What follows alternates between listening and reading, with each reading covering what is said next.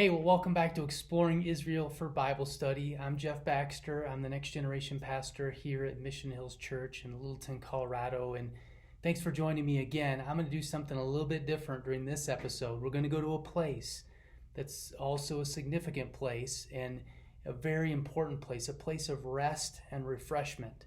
It's in the middle of the desert in the Middle East, not far from the Dead Sea to the west in Israel. David found this place while trying to escape from King Saul as Saul was pursuing him.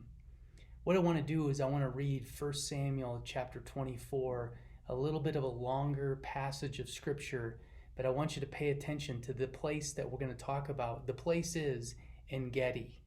Gedi is this oasis away from the dry, arid dirt of that area. And David found this spot that has 3 tiered waterfalls to bring refreshment to his soul and to also hide from King Saul as King Saul was pursuing him in 1 Samuel chapter 24.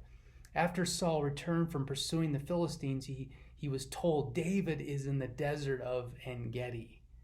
So Saul took 3,000 able young men from all Israel and set out to look for David and his men near the crags of the wild goats, which is near En-Gedi.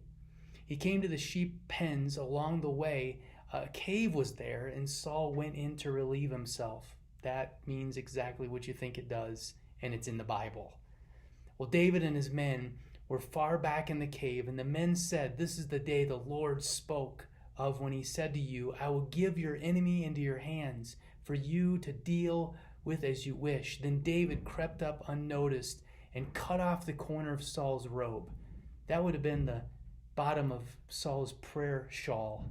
We might talk about that at a different episode, but it's significant because it's symbolic of his authority. Afterward, David was conscience-stricken for having cut off the corner of his robe, that prayer shawl, the end of his authority. And he said to the men, "The Lord forbid that I should do such a thing to my master, the Lord's anointed, or lay a hand on him, for he is anointed of the Lord." With these words, David sharply rebuked his men and did not allow them to attack Saul, and Saul left the cave and went away.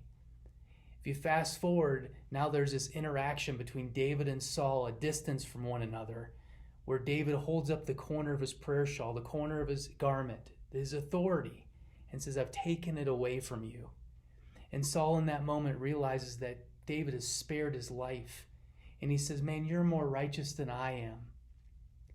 And verse 15, jumping ahead, "May the Lord be our judge and decide between us. May he consider my cause and uphold it.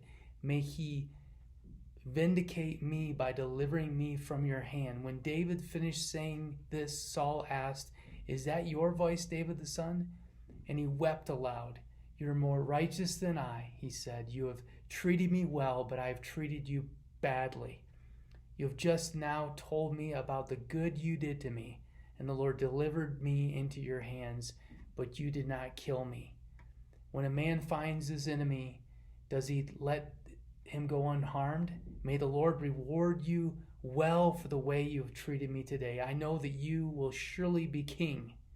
You'll surely be king, and that your kingdom of Israel will be established in your hands. Now swear to me by the Lord that you will not kill off my descendants and wipe my name from my father's family." So David gave his oath to Saul, and Saul returned home, but David and his men went up to the stronghold.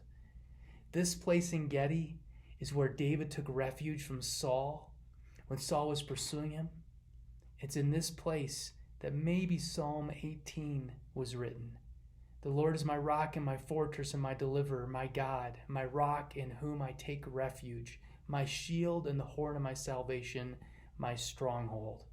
Oftentimes caves were a stronghold for people to ward off the enemy or hide from the enemy. And David is declaring that you have provided this cave in En-Gedi with the streams and the water for refreshment and protection for me. I don't know about you, but maybe you need refreshment today, and maybe you need a fresh start today. Well, God is your source of safety and protection, and I pray that this this particular set of verses and this place in Gedi would be that for you today. Thanks for joining me again for Exploring Israel for Bible Study. Until next time, Shalom.